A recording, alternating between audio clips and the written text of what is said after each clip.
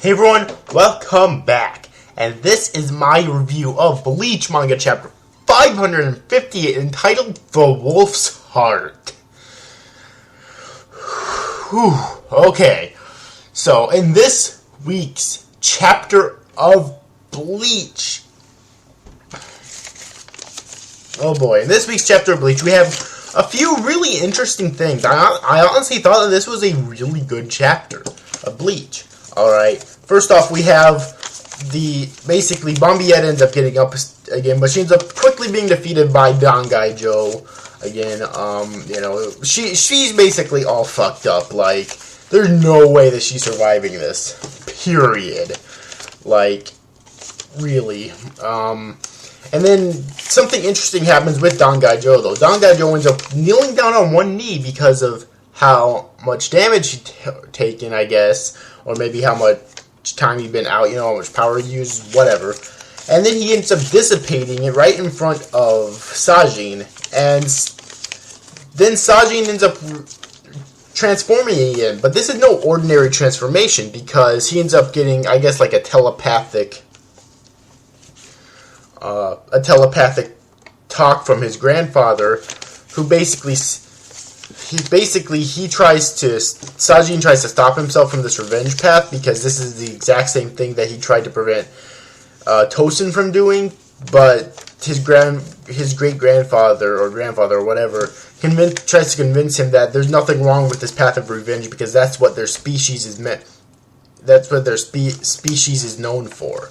Alright, so he'd basically just be following their species. However, because he'd been in this form for so long, he transformed into an actual dog. Not the human-dog hybrid form that he was in before. No. An actual dog. He can't stand upright. He can't speak.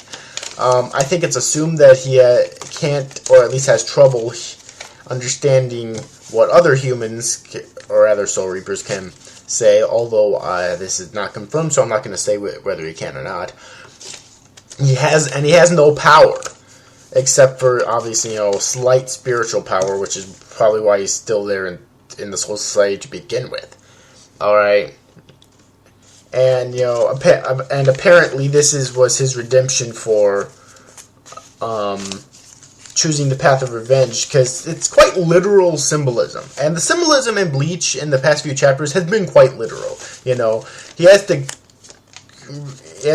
remove his heart in order to gain this newfound power, which doesn't mean, his resolve or anything. No, he actually has to remove his literal beating heart from his chest while it's still beating, while he's conscious himself. Okay. And then this, if he continues alongside the path of revenge, he'll turn into a beast. That doesn't really mean his morals and his mind will be warped like say it was for Tosin. No. It literally means he will turn into a fucking beast. A literal, regular dog. So yeah, the symbolism has been quite literal in the past few chapters. It's not as bad as I've seen it in some, so I'm not really going to complain about that. Usually I hate literal symbolism or direct symbolism, but it's not too bad here, I don't think. It's actually I actually think it's kind of badass that he had to remove his heart, to be perfectly honest with you. So yeah, there was that, and then we have Tetsuzaimon Iba. For those of you who don't remember who that character is, because he hasn't had a very big role in the series thus far, he is, or exactly was, Sajin's lieutenant. I say was, because if Sajin stays like this, I doubt he'll be a captain anymore. So Iba will have a different captain, hopefully Love. Alright.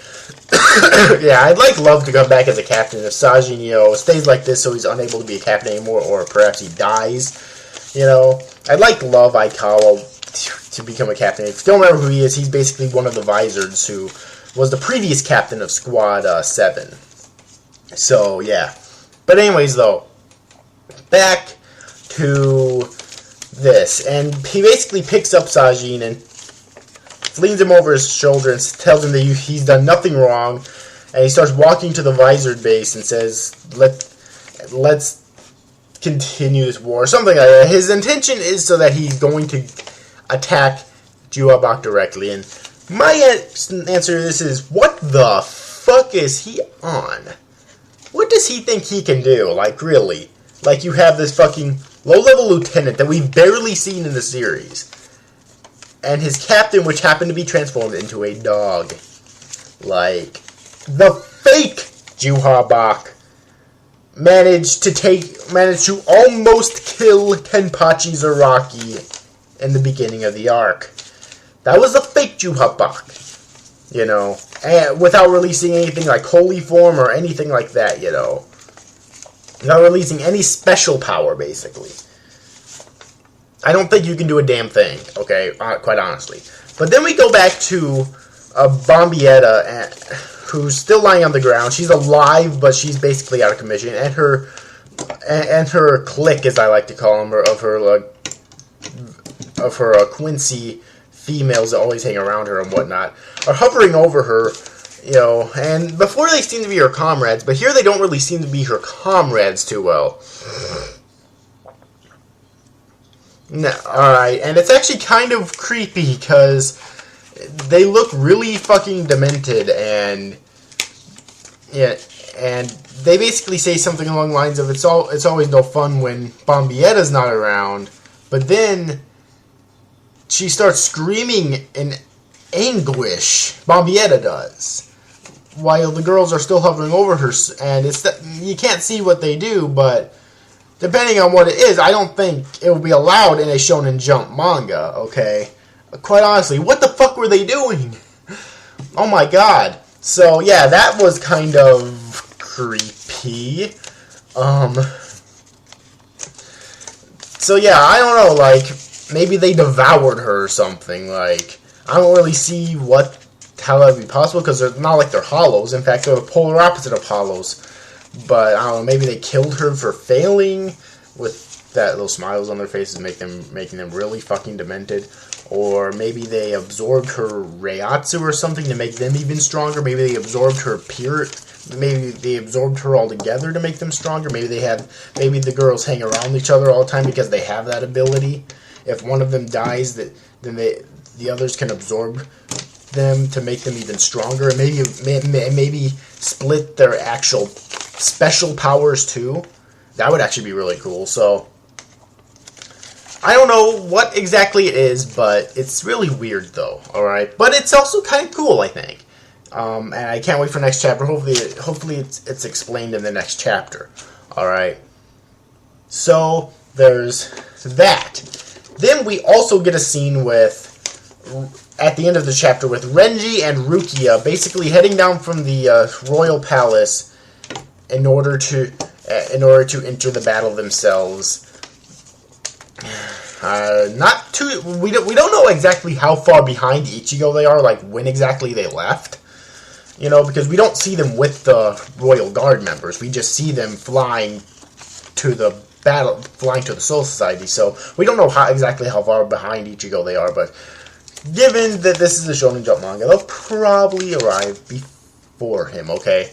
And we see that Rukia has one eye covered up. This could mean maybe she has a special power for her eye on some Naruto shit, or maybe she has, maybe she lost an eye in training.